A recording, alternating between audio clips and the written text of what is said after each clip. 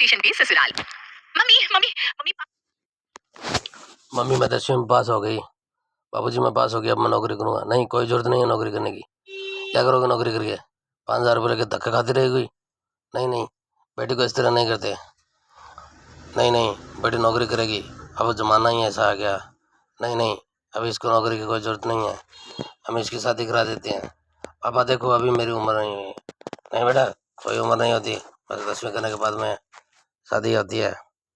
ठीक है, मम्मी और पापा दोनों आपस में डिस्कस कर रहे हैं। अब तुम है ना इस बेटी को समझा दो, क्योंकि ये बड़ी हो गई है।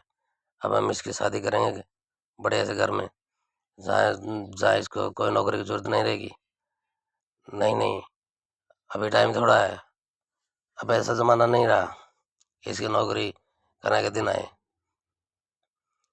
इतने में बेटी देखो तेरे पापा जो कह रही हैं वो सही कह रही हैं, बेटी मान जाओ। मनीष से जो उसकी बहू आई थी ना, वो मैंने भी देखी थी, बहुत गहनों से लदी हुई थी।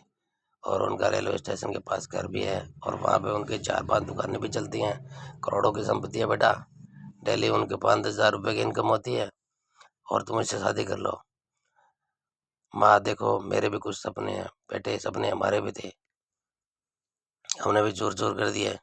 अभी तेरे पापा की चलेगी, मैं इनके अगेंस्ट कुछ नहीं चाहती। अगर तेरे को लड़का पसंद होता तो फिर भी मैं मान जाती, लेकिन अब नहीं। अब वो कहेंगे वही होगा। और तुम ध्यान से सुनो, अब लड़के वाले आ रहे हैं। ठीक है मम्मी। नमस्कार भैया जी, नमस्कार। शादी का मुहूर्त निकाल दिया। देखो हमने मंडप भी इतना सुंदर सजाया जैसे रेल की ट्रेन का डब्बा ही हो।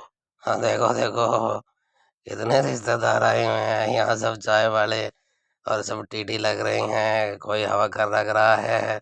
देखो सब सुंदर सुंदर लड़कियां, और सारे मोहल्ले में कितनी बढ़िया इतने में।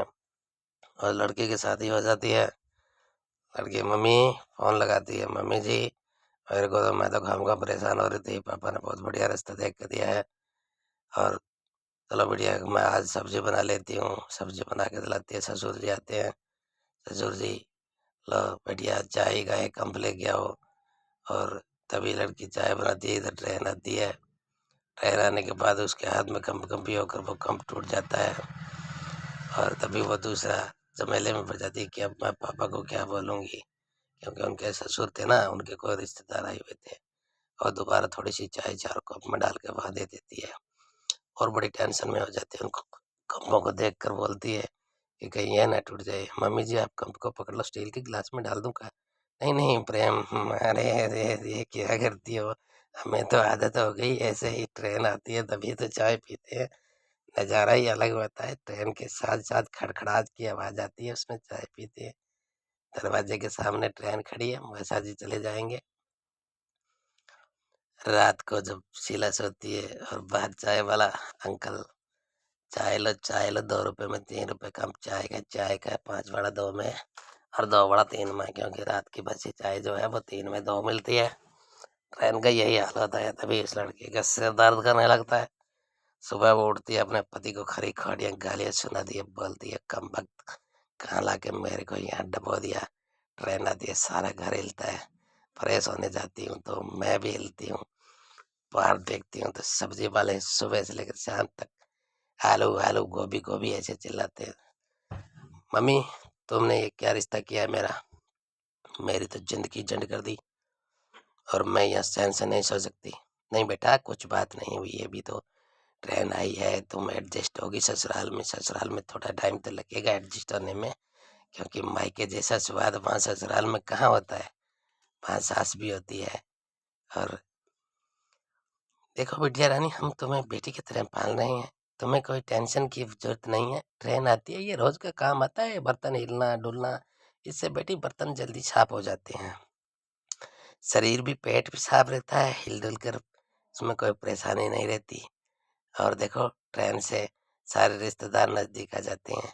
चलो आज तेरे फूफा जी आ रहे हैं, उनके लिए 15-20 पूड़ियाँ बना दो, और 2-4 कप चाय बना दो। वो ट्रेन से हरिद्वार जा रहे हैं नहाने के लिए।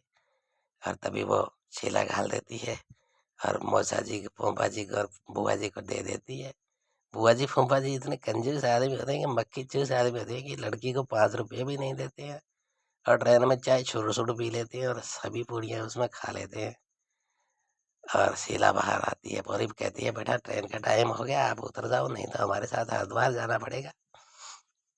इतने में भैया जी वो शीला सोचने लगती है कि भाई कम वक्त कितने फूफा फुसूसुर है कि चारना भी नहीं दिया हमें। और ये रोज की टिनटिनाहट से एक दिन शीला की नंद आती है और शीला के ससुर टॉयलेट में फ्रेश होने के होते हैं। तभी शीला की ननद बोलती है पिताजी आपको अगर सारे पैसे विवाह में फूकने थे तो आप कान की मशीन क्यों नहीं ले आते। और एक ये देखो ये बहू लेके आए हो, उसके अभी कान बूढ़े हैं, उसको सुनाई नहीं दे रहा, आप ये तो बढ़िया लेके आते, इतने पैसे ही लगा दिए थे।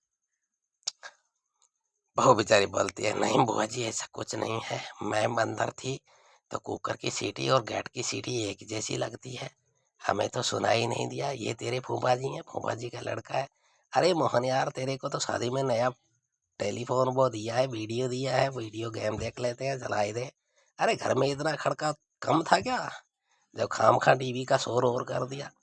नहीं नहीं बेटी ऐसे नहीं बोलते, ससुराल वाले आए हैं, ननदोई आए हैं, ननदोई का लड़का आया है, ननद भाई आए हैं।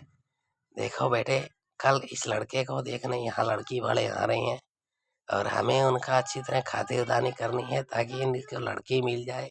अरे ये सारा काम हमें ही करना पड़ेगा। हाँ बिटिया रानी ये हमें ही करना पड़ेगा क्योंकि हमारे घर जो आएंगे गेस्ट तो उनको खाना वाना देना ही पड़ेगा।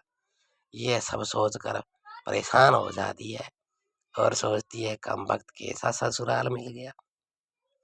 ससुराल की नोक झोंक सुनती है और अपने पति से कहती है कि कम वक्त हम तो यहाँ से चले जाते हैं और आइंदा इस घर में नहीं रहेंगे, अगर दूसरा घर लेना है तो ठीक है नहीं तो मैं चली जाती हूँ। तभी वो अपने ससुराल के पति से कहती है और बार बार वो सोच कर एक दिन अपना बोरिया बिस्तर बांध लेती है।